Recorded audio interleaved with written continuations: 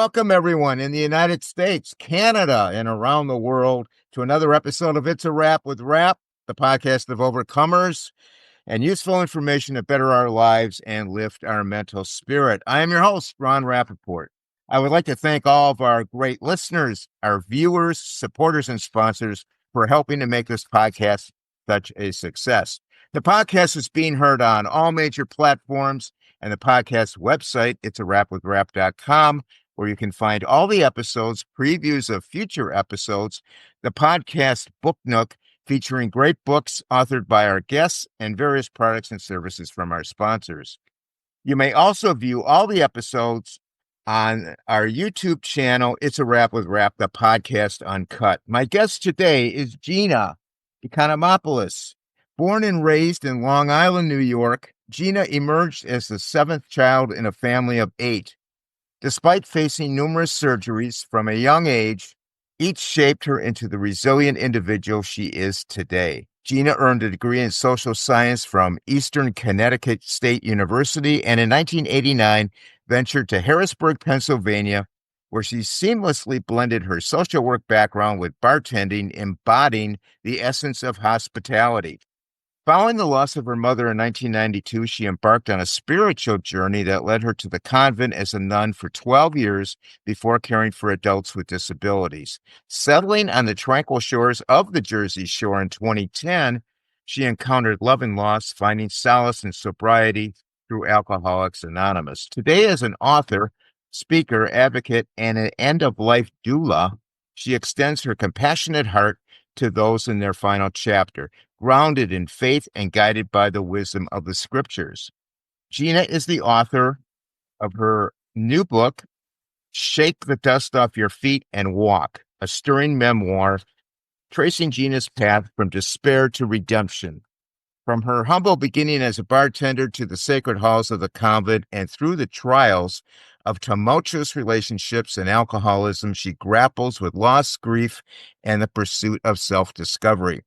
Gina is with us today to share her personal journey and to offer us practical advice on finding hope and a sense of purpose and be inspired by her resilience and guided by her insights to overcome life's darkest moments.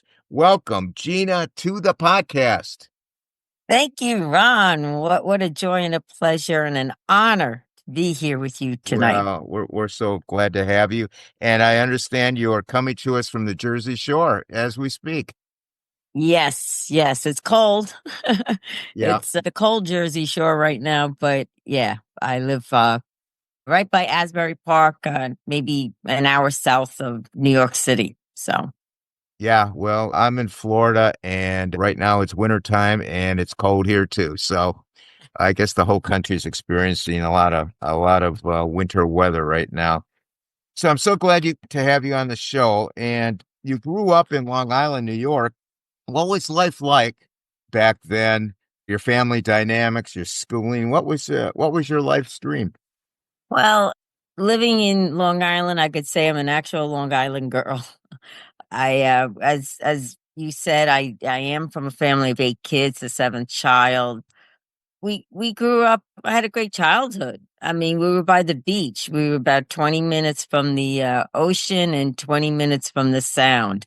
We had a pool in the backyard, so it was such a gift growing up. And my dad, being Greek and my mom being Italian, loved us unconditionally. There was really no complaints in growing up. My father, hardworking Greek, put all 8 of us through college. I mean, that's the only thing he wanted to do, and he did. He put all 8 of us through college. My younger brother, Stephen, my mom had him when she was 49 years old. So there's such a different gap of growing up. Between the oldest and the youngest, it was 20 years. And That's yet I awesome. was the 7th child. I was the baby girl, when 2 boys, 5 girls, and a boy. And I was the little Gina Lollobrigida. That's what they would call me. But yet I was born with a lot of physical problems. I was born with a hip dislocation. I had bone tumors. So I just grew up like it was just always having surgery, different things. I always said that like I was accident prone. Like it if I was, which it was true, the times I was in a car accident, I would be the only one, being shipped to the hospital. And so I kind of grew up, even though I smiled all the time and I was like, I just loved being the young child, spoiled, one would say. I had an insecurity within me because all my other siblings, now, like I said, my mother had my brother when she was 49, and Yeah, he came out perfect, like athletic. My whole family, we had the name Economopoulos. Everybody was athletic in sports, basketball, whatever it was, but I was physically limited, so I couldn't play. And then I also compared myself to my older sisters. Not only that were athletic, they were beautiful. Some were blonde hair, blue eyes, and I was cute, cute but short, like. And I didn't like myself. I didn't like myself. So but yet nobody knew because I always smiled. I had a great smile. Everything was great. I remember at the age of 12, I fell off the bicycle and I broke my leg, my femur bone, which was the hardest bone, but sure. Gina did it perfectly. And throughout the time, I just smiled. I never complained. It was very painful, but I'm like, no, yeah, everyone, yeah, okay. So that's in a sense that I grew up, but I was provided for. There was no real drama in my family. My parents, like I said, loved us unconditionally, and I knew that love. And then I continue, and of course in high school for myself, I was raised in the 80s and peer pressure. I was trying to connect with the different groups, try to feel like where I belong. And You're trying to be in the in crowd. exactly. Yeah. Exactly, and because I really didn't know what kind of crowd I was in. I mean, there were so many different crowds. You had the preppies, they call them the Japs, they call them this, you know what I mean? All these, and I was trying to fit into every group, but everybody loved me because I had my smile. My smile Your lasts long, smile, and yeah, was infectious. yeah. Just curious, with that 20-year age difference between siblings, are you still, or were you close to the siblings?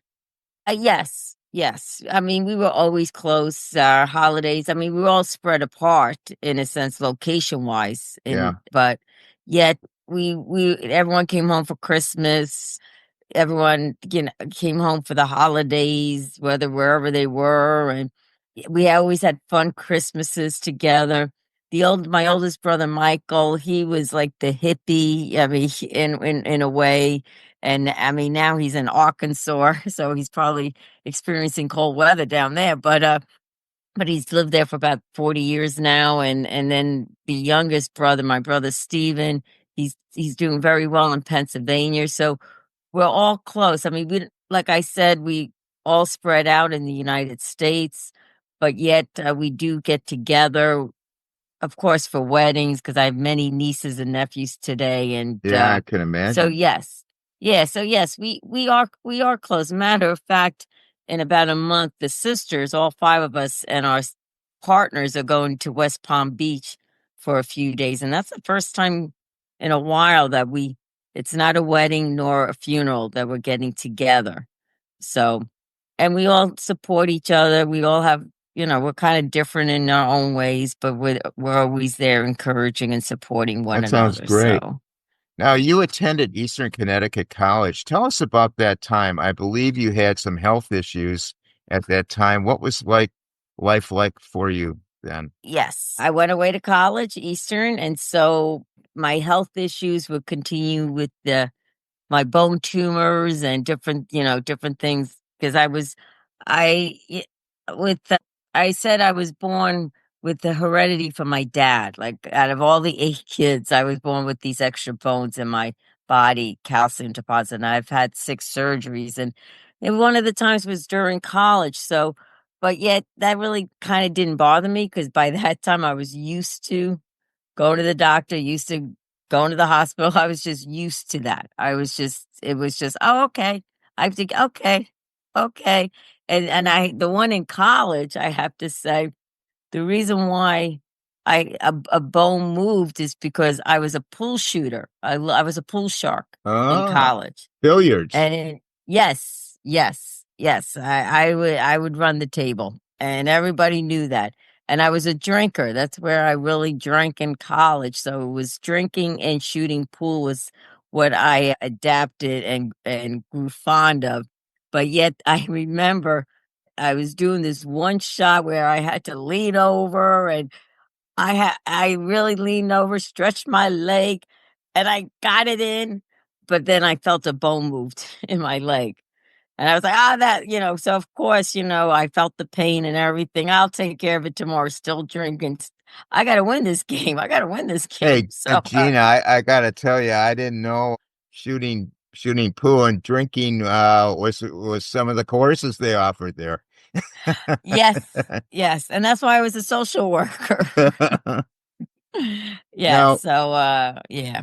your But parents your parents moved to Harrisburg, Pennsylvania, and that's you moved with them. You moved in with them, and you became a bartender for 4 years.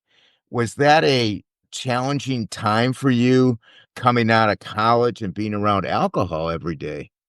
yes, that was very challenging. I remember when I did graduate, my father retired, and instead of doing the full retirement to go to Florida, they still had Steven. Steven was still a junior in high school, like he was in 7th grade, 8th grade. So they didn't want to take him to a full retirement. So they ended up in Harrisburg because one of my sisters, my oldest sister, was there with her husband, with their family, Yeah, and it was a midway. So when I graduated, my mother, like, meanwhile, you're right, because I lived in the college scene, I lived in the alcohol scene. It was sort of like, me, me, me. But yet when I graduated, things were, my other sisters were in college. It just at the time, it wasn't the best place for me to stay.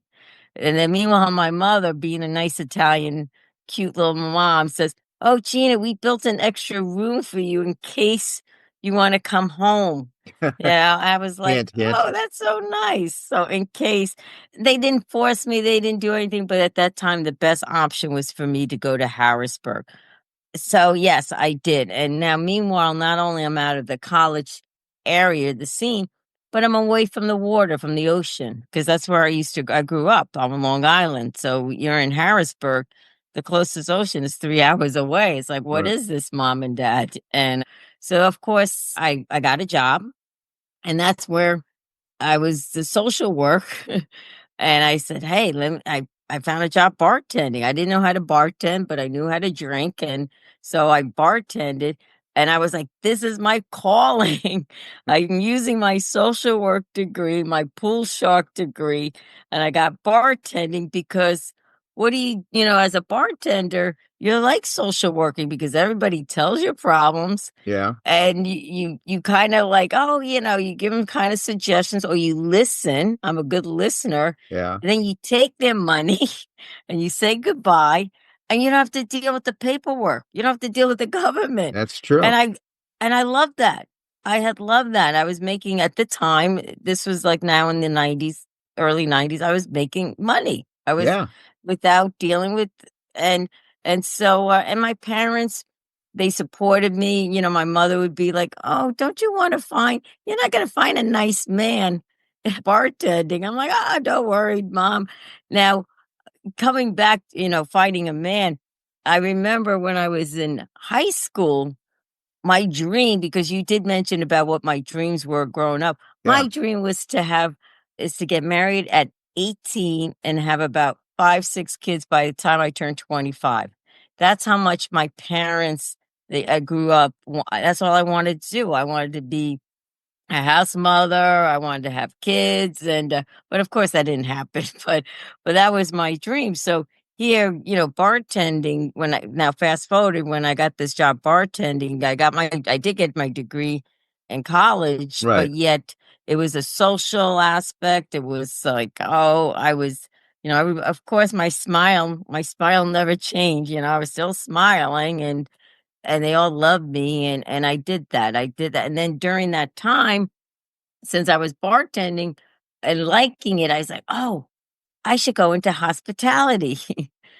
So was starting to kind of taking classes, and then I'm thinking, wow, I would love to work on a cruise line like Julie McCoy, like the Love Boat. There you That's go. it. So that was another dream that I wanted to do. Yeah, because I have a personality plus. I just loved people and that's what I wanted to be Yeah, we part can of. tell So that. We can tell that right away just from talking to you. Now, uh, here we go. This is gonna be interesting for the audience. How did you proceed from bartending to the convent? Did you have some sort of spiritual awakening, or I mean, this is like a 180. You're bartending, you're shooting pool, you're helping people with their problems, and now you're going to the convent to be a nun.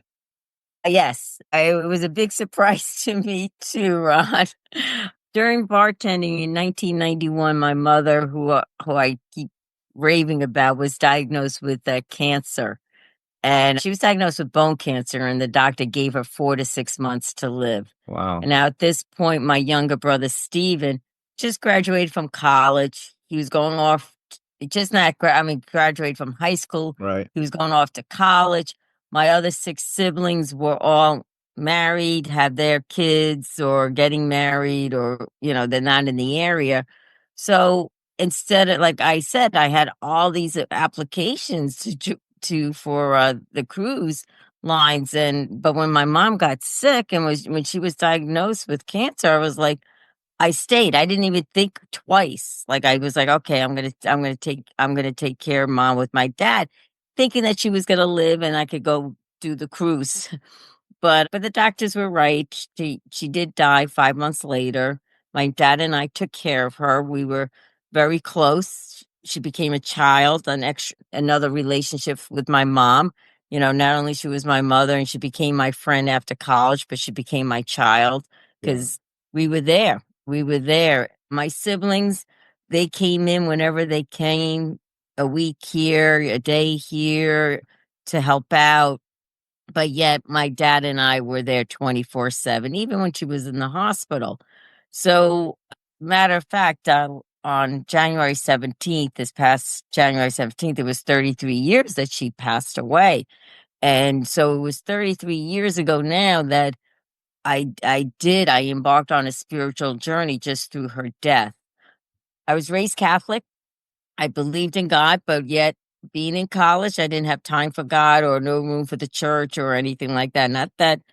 Not it wasn't that I was angry. I was like, nope, I don't have time. It was more bartending, drinking, and all, and that scene, living the life. Right.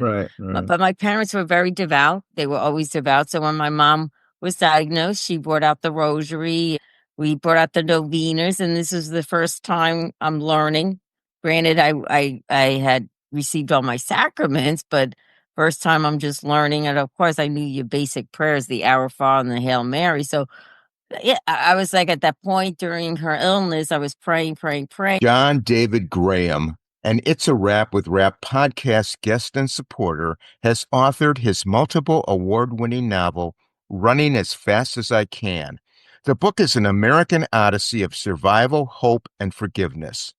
Our author, John David Graham, has always been a curious person, trying a new road, a different direction, another adventure, or maybe failure. As a result, he has gone from homelessness to door-to-door salesman, minister, journalist, to founding a nonprofit agency helping people restart their lives after prison. At age 75, he published Running as Fast as I Can, which was rejected 200 times, but now has garnered 25 awards, including the prestigious 2024 Story Trade Book Award for Debut Novel of the Year. The novel follows the life of Daniel Robinson, who grew up in the mill slums surrounding Pittsburgh. All Daniel ever wanted was a family that loved him, but was instead ignored by his mother and had a drunk for a father who used everyone for a punching bag. The book follows Daniel's search for love and its failures and his wanderings across the country during the turbulent 1960s, where he gets caught up in the hippie drug invasion in San Francisco, racial violence in Cleveland and Detroit, and a deadly anti war protest at Kent State University. From his failed relationships with women after nearly losing his mind, he again goes on the road, but more of a dead man walking experience until he meets Kate, who is running from her demons. Together, they get a second chance at love and the family they both want. Because of his experience with street people, Daniel is offered a job helping men coming from prison. Daniel and Kate find housing for Charles Vickers, a black man who spent 20 years in prison for a rape Daniel is convinced he never committed. The local community is enraged, especially when a local girl disappears, and Daniel is the focus of their rage. The story bridges the gap between literary and commercial fiction and will be enjoyed by those who were moved by reading Forrest Gump and Where the Crawdads Sing. Running as Fast as I Can is a page-turner story that you will identify with because it is on some level everyone's story. Running as Fast as I Can is available from Amazon in hardcover, paperback, Kindle, and audiobook formats. Information about the book will be listed in the podcast notes. But yet, I thought she was going to live. I thought I was going to have a healing. God, you're going to listen to me here. Yeah. But the night when she died, I literally died too. I was 23 years old. I believe it's a time, I mean, mothers are special, but yet it was a time that somebody had told me during the 20s, the time where you really need your mom because you're getting married, you're getting in that a better relationship with your mother because as a teenager, it's like sort of, I don't want to hold your hand, so to speak. But when you get older, you want to spend more time. And so I was just very devastated. My dad was devastated. It would have been like almost 40 years of their anniversary. It was kind of shy, and the love I saw the two of them had together, taking care. And my mother never complained. She had bone cancer, pain. She never complained. Wow, sounds She like was a always wonderful woman. Yes, and she always worried about everybody else. I said, "Mom, who cares about that? We're taking care of you. No, make sure you do this, do this. Make sure you get that spider web. We're having company, in the corner." I'm like, "Well, Yeah. no, I don't need that."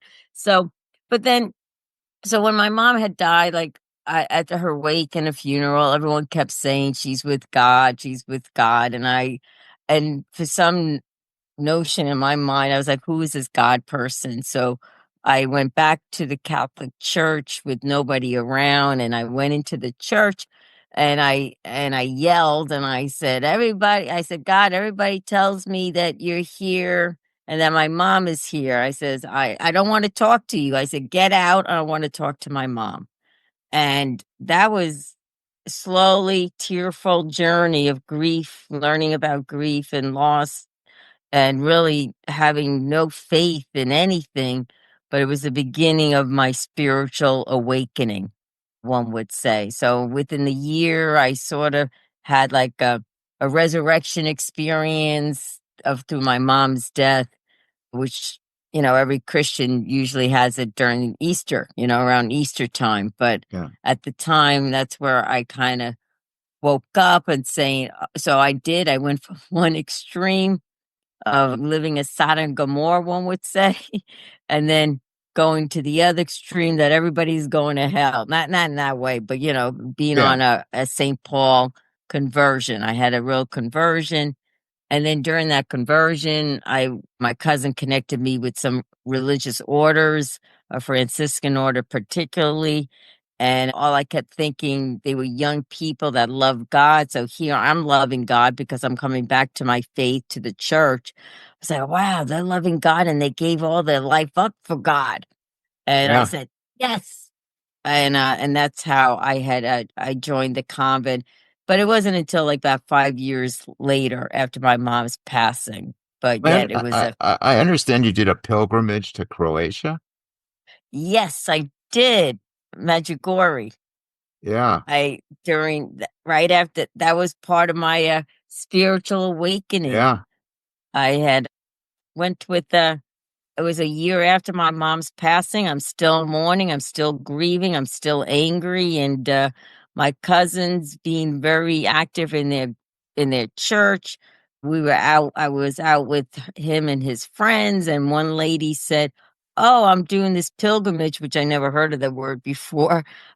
Said, "I'm going to Italy and then I like to go to Medjugorje." And at that time, I did not know Medjugorje, but I know Italy because my mother's Italian.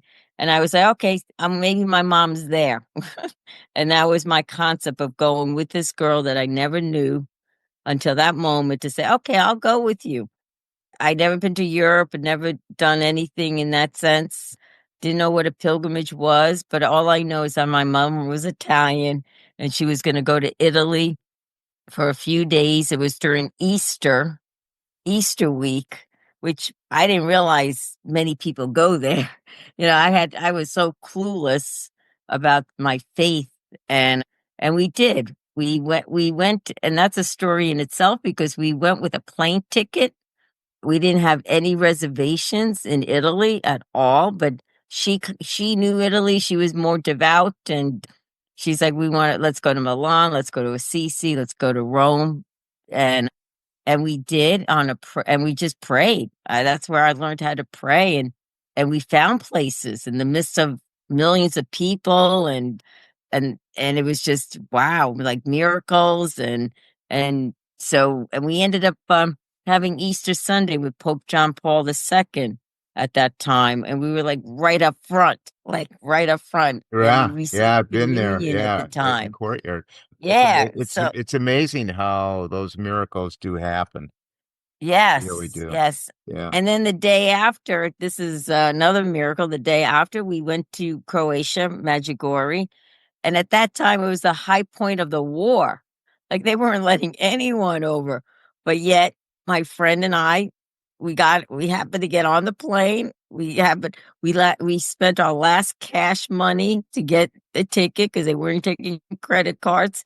And we went over there and we were on the bus and we saw war torn areas because it was in the midst of their civil war at the time back in 1993. And yeah, it was very interesting, and we were safe. I mean, in Medjugorje, that was an experience in itself. It's where our Blessed Mother's allegedly appearing. It's been going on since in the early '80s, and I felt her presence, and that's where I kind of felt heaven, and that's where I said, "Wow, Mom, if this is what heaven's like, I can't imagine where you're at." So that was another spark of my spiritual journey, That's a great coming back to the story. church. Tell us Yes. about your life in the Franciscan order you're in the Franciscan order for 12 years. And how did you get along in the convent?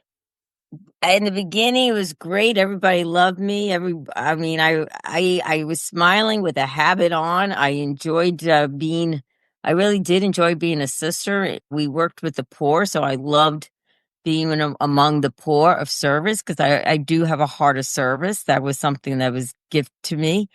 Being and this community I joined was a very new community, so they really didn't know, they were trying to organize themselves too as well. And I really did. I really liked it. I thought that was my vocation. My sup my superior at the time and even my spiritual director says, "Yes, you belong here." Everyone kept saying I belong here.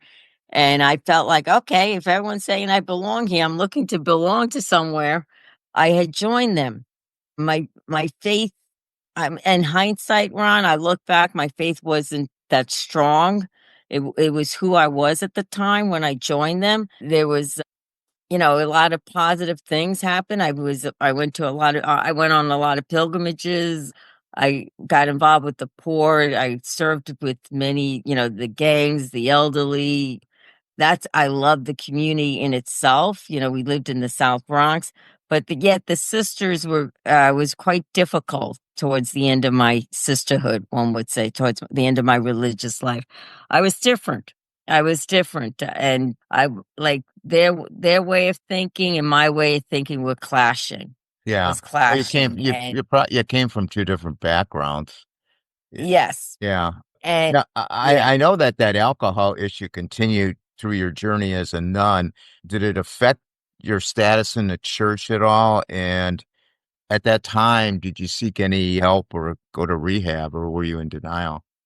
To be honest, I did not realize I didn't realize alcohol was my problem back then.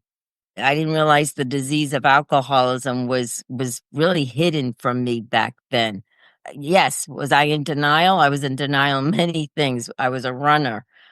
Towards the end of my religious life, my superior had noticed that I was drinking a lot. And I was like, me drinking? No, I like to have fun. I can, I have a full habit. My name is Gina. I'm sister Regina. She didn't say you an alcoholic, but she just says you were drinking a lot. And then she says you only allowed to have one drink per only one drink. And we would drink like on solemnities, our weekends, Sundays and feast days, and I would have that one drink in front of her, but I found myself sneaking around to drink behind her back because drinking, I realized back then, and even throughout my life, or be up to, it was that it took away the pain. It helped me run away. It was like a false identity. It was sort of like it became someone that I thought I wanted to be, but I wasn't, because I was so broken on the inside. Like I shared with you as a child, that stuck with me. You would think when you turn 20 and 21 that you had grown out of it, but I did not. I did not. But I didn't realize what it was. It was just I didn't like myself. And then here I'm becoming a nun.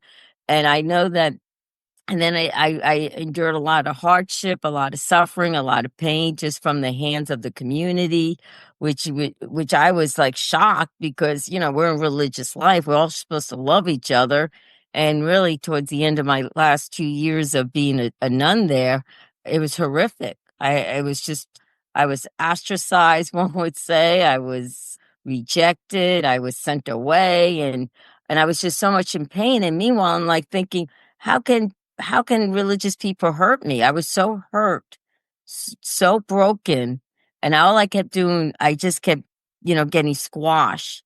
And my spiritual director towards the end, I had to switch because the one that I was, the original spiritual director, he was like directing all the sisters, so I couldn't get a really objective opinion from him. Right. And so I asked another priest, he was a Jesuit, and by the time I left, he says, the community just crushed your personality because by the time I left, Ron, and especially the last 2 years, there was no smile on my face. It was all tears. I couldn't understand why this was happening to me. And yes, I was sent away, but it wasn't because of my alcoholism. It's because they just they said I didn't belong. They needed a break from me at one point. They said I need a break from you. A break from me? What am I doing? And so I did. I was sent away to a it was a 3-month program out in Michigan, and it's a one would call it's like a rehab for sisters, brothers, and priests. And it's only a handful they take in to see if you are if you still fit for your vocation, as a priest or a sister, Right. and if you're still fit for the community, of whoever your order is. Yeah. So by the time I went there, I was totally a wilted weed, and they're run by nuns. So the sister who was a psychiatrist said, you look like a wilted weed, and I was depleted. I was so They depleted. crushed your spirit. Yes, and I didn't, and at the same time, Ron, I'm like saying, but but but they're religious people. How could they do this? Yeah. Yeah, You I know, can understand. I can understand where you're coming from with that I thought just, process. Yeah. you know, I think and I go ahead. I was going to say, I think people go to religious organizations. They can be under any banner, and they find out that it's, a lot of politics, a lot of personalities. Exactly. It's not what you think it should be, or it's not acting like it should be. And it's a bitter pill to swallow. It is because like I said, I was very popular. I was very well loved. During my Right. sisterhood, I was on EWTN. I was on, I mean, everybody called and wanted me to come and share and speak. I spoke in Rome. I spoke throughout, throughout the world to to small groups because, because my claim to fame was bartender, pool shark, and none. Yeah. Wow. Yeah. You know, That's and a story. Let me tell you. it's a story, and it was a story in the convent too. Yeah, and so people would reach out, whether churches, youth groups. I got involved with the youth groups. They and it was like they just all loved me, and I just felt like it's exactly what you said. It was there was personality conflict, as I mean, I'm a woman here, but there's jealousy and envy in women. I mean, sometimes when you're together with 12 women in one under one roof, or Yeah. other women, like I wasn't really seeing clearly either, Ron, because I was still broken on my insides. Because who I am today, which we'll get to, I wouldn't have put up with all that stuff. If I was the Yeah. person I am today during that time, I would have left. I would not even put myself up to what I endured. Yeah, definitely. Now you leave the convent in 2008. What was your state of mind? Obviously not good. And where did you go from there? I was shot. I was so disappointed because at the end, I did everything I could to because I was married in the convent. I was married. I was married to God. I was married to Right. community. So I did everything I could. That at the end, here along, they kept telling me I belong, but they come to a notion saying to me, "Oh, sister, you don't belong here anymore." Right. What? So talking, and then of course, I was the first sister that was in final vows. I was leaving, and they all people loved me. It was a whole mess. It was a whole mess, and so I ended up going after I left the convent. During my last 2 years, I connected with a friend of the community who ran a home for men and women with disabilities out in the Trenton area. So I had spent some time with them during the sisterhood, like when I was kicked Yeah. out at one time and everything. But then when I totally was kicked out, she had invited me to be like a mother, to be a house mother to men and women with adults disability, Down syndrome, autistic, and mentally retarded. And I was like, I didn't know what to do. I'm 42 years old, Ron. I'm wearing a habit. I'm living on the floor because we sleep on bedboards. And so I was totally lost. I was Yeah. totally like crushed. I was like, what's going on?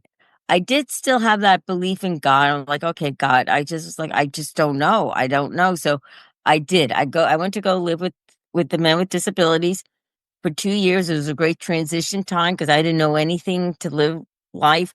I missed the whole 2000s. I don't know what music or anything like that. You were in the And convent. Yeah. yeah, and then, and even to this day, I'd be like, oh, that must have happened during my convent days because I don't recognize them. Blair Sorrell, a guest and supporter of the It's a Rap with Rap podcast, has written her amazing debut memoir titled A Schizoid at Smith: How Overparenting Leads to Underachieving. It is a kaleidoscopic look into a world viewed through a unique and brilliant mind. Blair writes about a little known condition she has called schizoid personality disorder, occurring in about 3 to 5% of the general United States population, that she had properly diagnosed in her 30s. Strange as it may seem, some status seeking parents sabotage their children's chance of success. Early disparagement imprints lifelong low self esteem, a social phobia impairing concentration, along with a dread of authority figures. Genius or genes do not factor so much as the fundamental influence of competent, caring guardians. The book is a breakthrough female narrative instilling greater understanding and possible prevention of this condition. The memoir is set mostly in the 1960s, the heyday of classic rock. Icons appear as bit players, providing Blair's saving grace and becoming her special friend. Blair recalls vivid life experiences stemming from her distant father and a mother overly strict, stressing the perils of even the smallest infraction, using a vocabulary no small child could understand, and leading her to become psychologically burdened. Read as Blair's gradually eked out a path to attend university, but was rarely comfortable among fellow students or any crowd, had few friends, and found her solace mainly in popular music of the era. Blair bears her soul, going through her family dynamics and their contribution to her suffering. On the positive side, the memoir is heartfelt. It offers valuable insights into the impact of overparenting on a child's psyche and serves as a cautionary tale. Share Blair's journey through humor, hope, and all that stellar music. Blair's honesty and resilience shine through her storytelling, making this book a compelling read. As you read, perhaps you will also emerge a better person. The memoir, titled A Schizoid at Smith How Overparenting Leads to Underachieving, is available in hardcover, paperback, and Kindle formats from Amazon and Barnes and Noble. Right. But And so, and it was a great place for me to be because I experienced unconditional love from them. I mean, they didn't care who I was, what I did or didn't do. They just hugged me and they just loved me. And you were there to help them, and they knew it. Yes, but I got more help from them, but then at the end of those 2 years, that's I was tired at up to this point of, serving. Yeah. I mean, between the nunnery, before the nunnery, and here, I was always hands-on with people, serving, serving, serving, so I decided to do what Gina wanted to do, and at this point, she's in Jersey, I'm in Jersey, never been to the Jersey Shore before, and I said, "Well, let me just check out the Jersey Shore." Yeah. So I got a winter rental, never did that before in my life, never knew how to do that, and that's how I ended up on the Jersey Shore back in 2010, 2000. I So came you're to the searching for Jersey your Shore. purpose. And as I understand it, you met a man named Danny. You fell in love. He was an alcoholic and died 2 years later from alcoholism. Can you tell us about that time period briefly? Oh, yes, I can. I went back to coming to the Jersey Shore, needed a job, went back to bartending. That's all the only thing I knew what to do. Sure. And that's where I met Danny. Danny came in, he was a retired cop at the time, and he was an alcoholic. I didn't know what an alcoholic was. I thought they were men and women or in a brown paper bag on the street. And he had encouraged me. And then he come to find out that I was a sister, a nun. It didn't scare him, so him being an alcoholic didn't scare me. He encouraged me to go to a 12-step program called Al-Anon, which are families with alcoholism.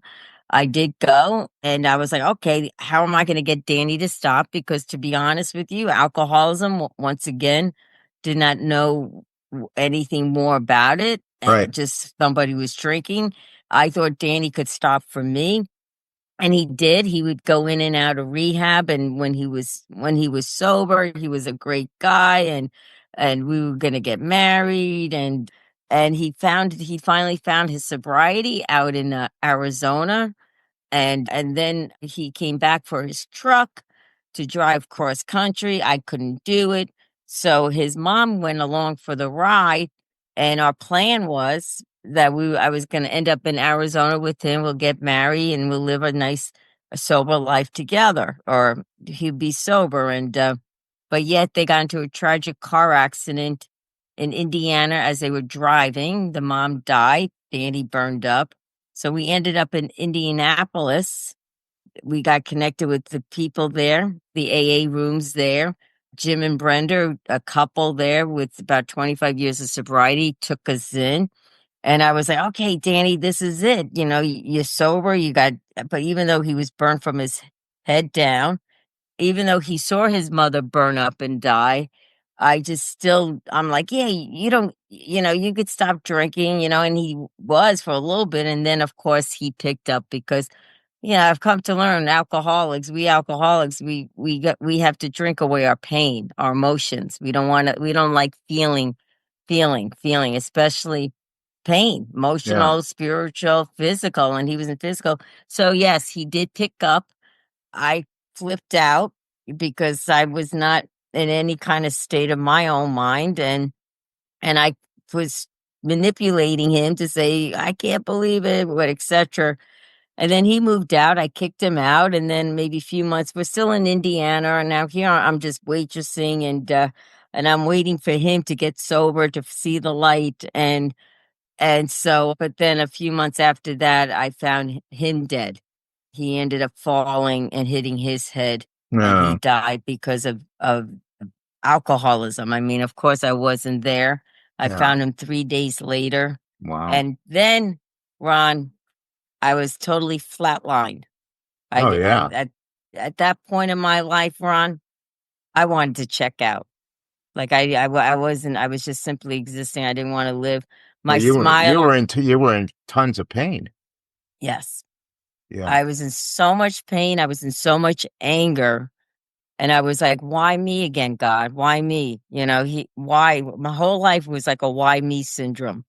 Like, why is this happening to me? Why can't I get the good things? Why couldn't I get a husband? Why couldn't I do this? Why couldn't, that? Why couldn't it happen with the sisters? How come, why?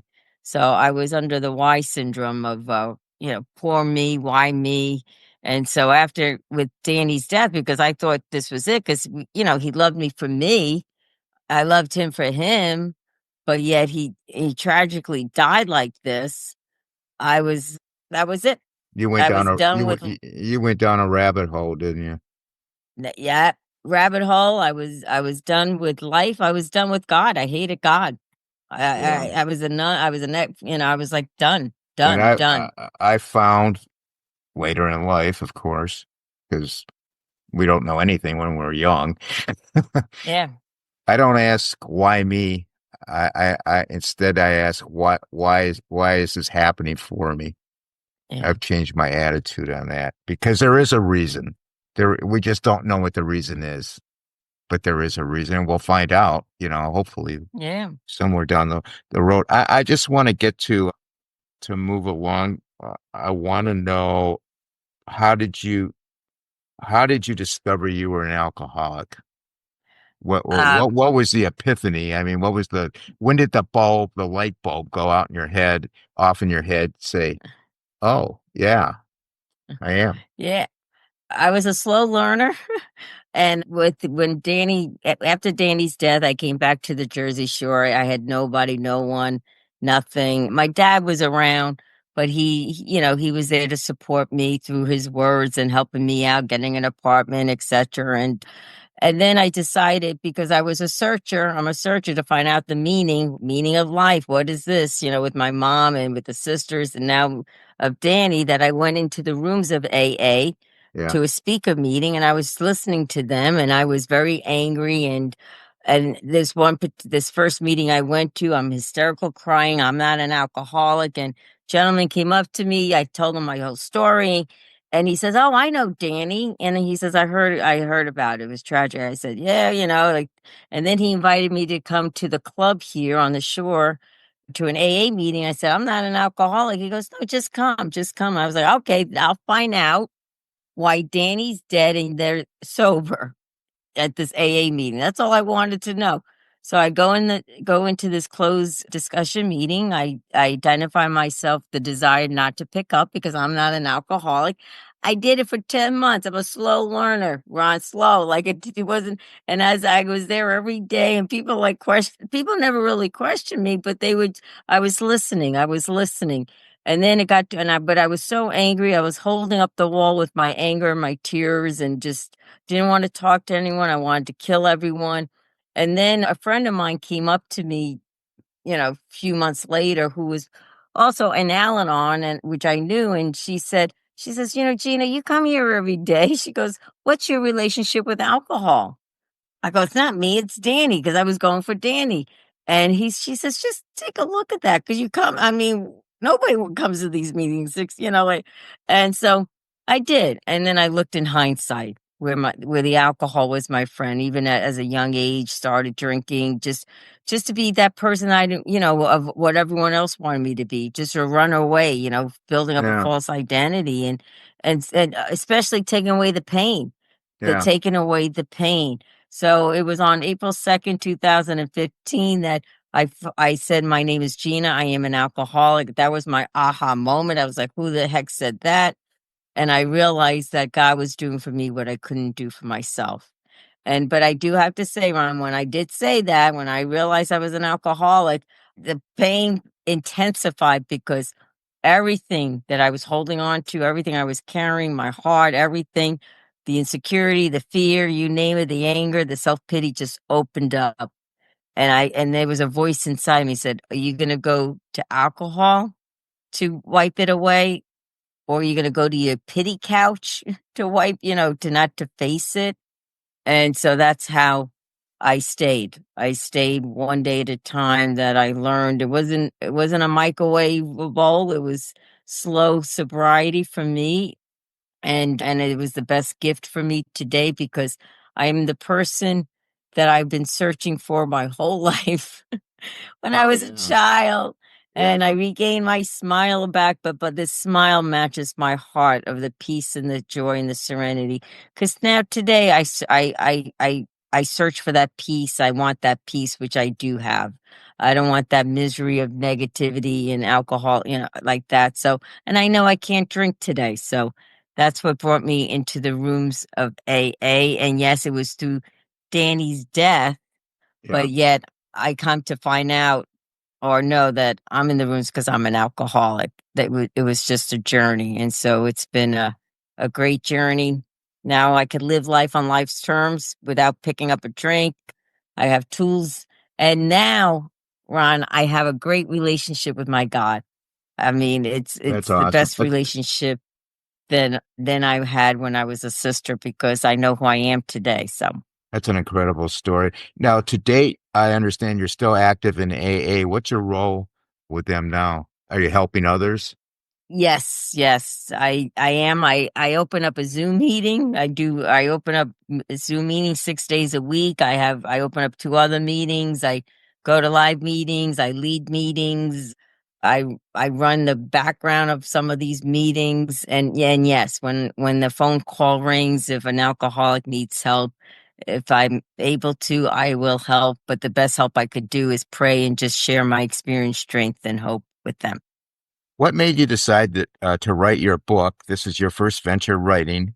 It was an excellent book, by the way, everybody out there. I hope you pick up a copy. It's called Shake the Dust Off Your Feet and Walk. And that was in 2013. Please tell us where the title came from and the story behind the cover. It's a bench by the beach, I believe. How Yes. long did it take you to write that book?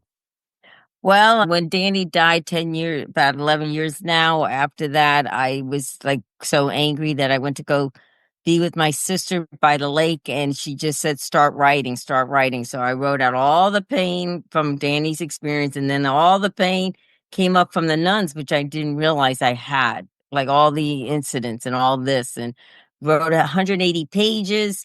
I put that aside. I would talk to people about my story and they would say, oh, you should write a book. No, I can't because I'm full of pain, resentment, and everything. So I did. I put that aside. I did because at that time I wasn't an alcoholic. I didn't have a recovery in me. So And you then were when you were kind of journaling. Would that be the yes, term? Okay. Okay. exactly. I was journaling. And then And then when I came into the rooms, maybe about a few years ago, I still had my 180 pages and had a friend who was a writer, like not a writer, but she likes to write and look at things. And I said, would you like to look at this and help me out because people say I should write a book. And she's like, start writing now, start writing where you are today. And so I did. I started writing where am today. That was about 2 years ago. So it was just published last summer, and the bench is Danny's bench that on Okay. the cover. That's me on the bench, and that's Belmar Beach. That's where my recovery has happened. That's where I met Danny when he was an alcoholic. But yet that bench represents Danny's. It's Danny's bench. When I came back to the shore, I wrote, it's a memorial. It says, love and miss you, my Danny boy, and then underneath it says sober and free, your baby doll, and to me, that is Danny step 12, which means that any alcoholic that sits on that bench, if they're drinking, they'd be like, oh my God, you could die from this disease, and there's so many other ways. Or maybe somebody wants to pick up a drink, says, oh no, I shouldn't. And that an alcoholic can be loved. So that bench means so much to me. And that's a bench where years later I met my partner today, Brian. Danny brought Brian. He sat on the bench. We just started talking, and I know that Danny had brought Brian in that bench. So that is, and then shake the dust off your feet and walk. It is part of my story. It is a scripture, and it was there was other titles, but the publishers helped me, and I prayed about it, and I said, yeah, that is my life. I kept shaking the dust off my feet and walking, shake the dust, and I did that the day that I said goodbye to the sisters, final goodbye. I went into the chapel, I shook the dust off my feet, and I said, this is for you, Jesus, and I'm walking. But I didn't know. I mean, that was just words. I didn't know what I was doing, but yet I see now how God has done for me what I could not do for myself, and He continues to do that. And it was His plan, and everything I've been through is because of a story to tell, and that's why I wrote this book. I felt encouraged that it's truly not only it's my story, it's God's story, and it's a message of hope and strength. That if I could find that hope in my life and strength in my life, anybody can. Well, certainly did that for sure. I want to close out by asking you to address people out there struggling with their issues, weighing them down. What can they do to start the journey to overcome the darkness they're encountering? What can you Oh, say to yeah. them? I would first thing I would say, do not lose hope, and you're not alone. And just to keep moving forward, keep searching, follow your heart. I mean, I know our heart is in pain, but behind our heart there's light. And I all I say is just don't give up. Just don't give up, because there is something out there, and especially those who are struggling with any kind of addiction or disease, that there is help. There's so much resource out there. There are programs out there to help us to live life today. And of course, it's a higher power, now I call God, that has helped me. But I do believe within each one of us, there is a power greater than ourselves that can restore us to anything if we continue just to put one foot in. And if it's necessary, you cry. Tears are my best friend. Feelings, it's okay to feel. It's okay to feel. Just keep feeling those feelings and walk them through. And however, pray, talk to someone. So there are so many avenues. And last thing I will say, Ron, is that I totally believe God, each one of us has a story, and God unfolds that story bit by bit. And whether it's God, Buddha, or the universe, is someone there that is unfolding a story to be told. And just hang in there, because it's worth it. It's totally worth it. Well said. Well said. Also want to get your contact information if people want to get a hold of you. Where can they go? Okay, my website is ginaecon.com. That's my website. You could contact, or my email address is gina@ginaecon.com. And you can find my book on my website, or you could find it on Amazon. I also have a Facebook page as well as Instagram, Gina Economopoulos. Okay. So we have Gina econ.com and her email is gina@ginaecon.com, and she also has Facebook and Instagram, and that will be in the podcast notes. I want to thank you so much for for being on the podcast and making yourself so vulnerable and inspiring us that we can turn things around from despair to purpose to finding joy and satisfaction in our lives. I encourage all who are listening or viewing, please get a copy of that book. It's a fascinating read. And once again, it's available from Amazon. Correct, Gina? That's correct. Okay. I want to say God bless you and good fortune in all you do going forward to help people. You're just wonderful inspiration to all of us. And you're the real deal. You're authentic and you come across being authentic. And we really appreciate that. Thank you so much, Ron. I appreciate it. And thank you for your service for spreading the word of hope and strength to many Thank you. with all your guests. I So appreciate that. Comments and suggestions for the podcast, you can email me at itsarapwithrap@gmail.com. Our website is itsarapwithrap.com. We're on Facebook. We have a Facebook group. It's a Rap with Rap. We have about 2,000 members in there. Private group. So if you want to join, you can just email me and we'll get you in. We're on Instagram. It's a Rap with Rap podcast. And we're on Twitter or X at Rapper, WRAPPER 130. All the episodes are on our YouTube channel. It's a Rap with Rap, the podcast uncut. I want to thank everyone for listening. I want everyone to please stay safe. And for now, it's a wrap. This podcast is being brought to you in part by the veteran-founded Hero Soap Company located in Phoenix, Arizona. In today's environment, we must be aware of the products we apply to our skin. As a 2-time cancer survivor, I cannot afford to take chances, and I use these products myself. The soaps will leave you feeling clean and refreshed. All the products made by the Hero Soap Company are made in the United States with the highest quality ingredients, sourced from companies in the United States whenever possible. The products are made in small batches to ensure high quality and contain premium essential oils and fragrance. All Hero soaps are created without synthetic colorants, parabens, and sulfates that are irritating to the eyes, skin, mouth, and lungs, and are cruelty-free, meaning these products are not tested on animals. Each 5-ounce bar of soap is handmade in Phoenix, Arizona, and the body wash is available in 8 ounces with such refreshing scents as lime, bourbon, and frost.